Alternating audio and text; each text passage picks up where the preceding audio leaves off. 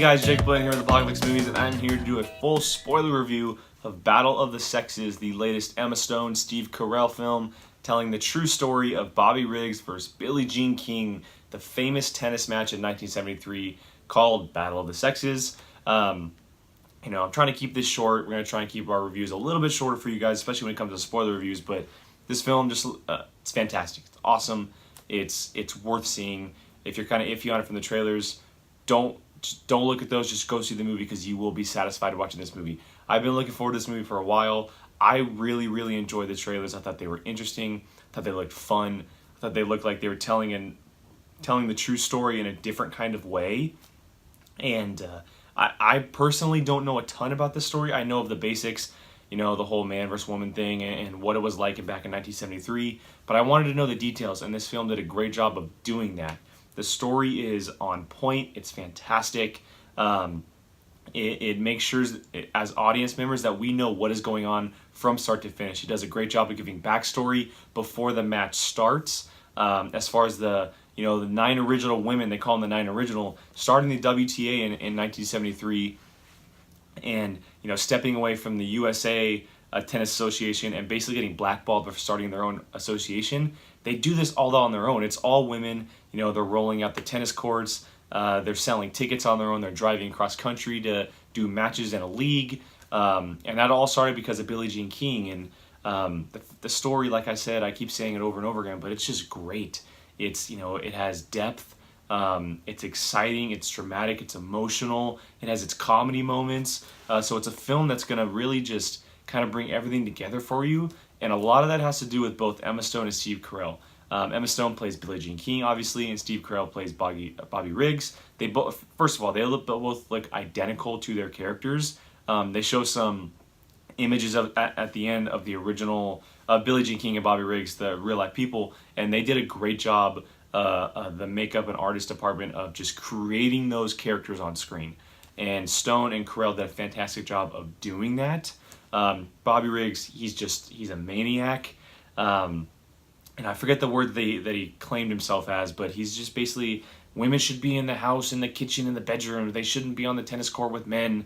And he said that he wasn't knocking on women as tennis players, but he's knocking on women tennis players being at the caliber of men and getting the same pay and playing them and being in the same league per se as men.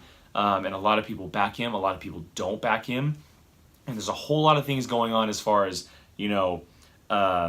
Margaret Court. She's the first female to ever face Bobby Riggs. Actually, there was a previous match before Billie Jean King. She actually lost massively. It was called the Mother's Day Massacre to Bobby Riggs. And so all of these pieces are going on. The USA Tennis Association is basically not giving women what they need and what they want for as far as pay. At one point in the movie, it was, men are getting $12,000 grand prize and the women are getting $1,500. So that's significant different, obviously. It's just, the film itself, it's crafted well. It's kind of very compact. It tells a great story. Like I said, the emotion, the drama, the excitement, the fun and funny aspects of the movie, it's all there, and it does a great job of doing that. The cast overall is fantastic. I mentioned the 2 main leads as well. You have Sarah Silverman in there, Elizabeth Shue, Andrea Riseborough. Bill Pullman is in there. Austin Stowell, who plays Billie Jean King's husband. They're all in there. It's a fantastic cast, and you don't know that those people are in there in the trailers, but they do a great job in this film of kind of rounding out everything, because you need people around Emma Stone and Steve Carell to kind of make this story work, and that happens with this cast. They do a great job of doing that. As far as just a couple knocks for me, some things that maybe didn't work. One was the love interest for Billie Jean King, the affair, I guess you could say. I'm not sure if it's true. I haven't done my research yet, but I'm not knocking the actual events if it actually happened.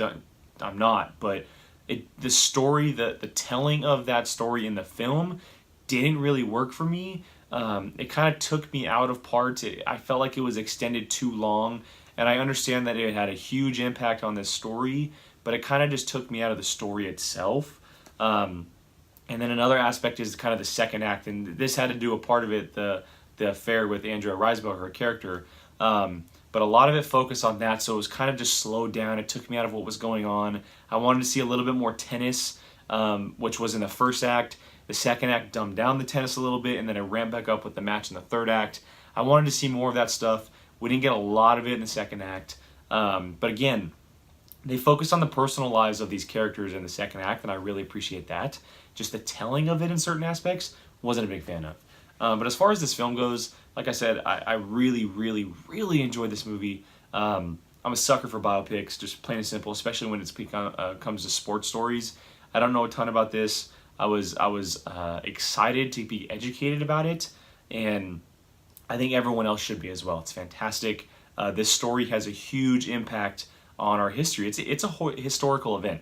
This whole sequence of events is a historical event, and what it did for women, what it did for tennis and women in tennis, the players that were involved, like Bill Pullman's character, Jack Kramer. That guy's just a giant sleazeball and doesn't want women involved in tennis and doesn't think that they should be getting the same pay and as much paparazzi and whatever. I mean, that guy's just a giant sleazeball, and there's many of him in this story, not just in tennis, but the media and just people on the street. There's people like that in this story all over the place, and these girls are just fighting for what they think they deserve, and they deserve it. And the directors, Jonathan Dayton and Valerie Ferris, Jonathan Dayton and Valerie Ferris, they did a great job of kind of just bringing it all together in one film. The film never slowed down for me except for a few parts in the second act. It just kept going, and I was never really bored with the movie. It was never dull. It always kept my interest. I was always looking forward to what came next and wondering what was going to happen, which is what you want especially from a biopic. So I really, really appreciated that. And so I do have a few negatives, but my positives far outweigh those. This movie is one of my favorites of the year, flat out. It is. I was really looking forward to it. It hit my expectations, probably just right on the dot, not anything over. But my expectations were pretty high. I mean, Emma Stone and Steve Carell, when they get together, they make magic. They do, plain and simple. Their films are fantastic together. They're two Oscar-worthy actors, both nominated and winning. And so I wouldn't be surprised if this film hits a little bit of Oscar buzz next season. And so, yeah, go see this movie. It's fantastic. It probably won't make a ton of money at the box office, which means it won't be there very long. Go see it right away because it is something worth seeing.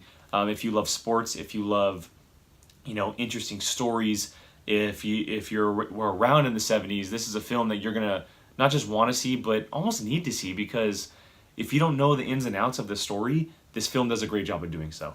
So as far as a score, I've been going back and forth, and I was thinking in my head one score, but because I think my positives outweigh my negatives, I'm actually gonna give it a 9.5 out of 10. And like I said, it's one of my favorites of the year. It's a good film. It's a really, really, really good film, and I highly recommend it. So yeah, if you've seen it, if you're going to see it, make sure you come back and let me know in the comments what you think of it. Let's have a conversation. I'm always down to talk about this film. I'm gonna go do my research about it and find some more information about it. Maybe go see it again. Who knows? I am Jake Boyan. You can follow me on Twitter and Instagram at QuigonJake, and apocalypsemovies.com every day, doing all kinds of cool articles. This YouTube channel as well, and iTunes. Our main shows are now up on iTunes. Go check those out. Padawan Podcast, Comic Hero Talk, the Bartley Broadcast, as well as our movie reviews and trailer reactions here on the channel. So go ahead and check this out. Give us a subscribe. Hit that share button, that like button. We really, really appreciate it.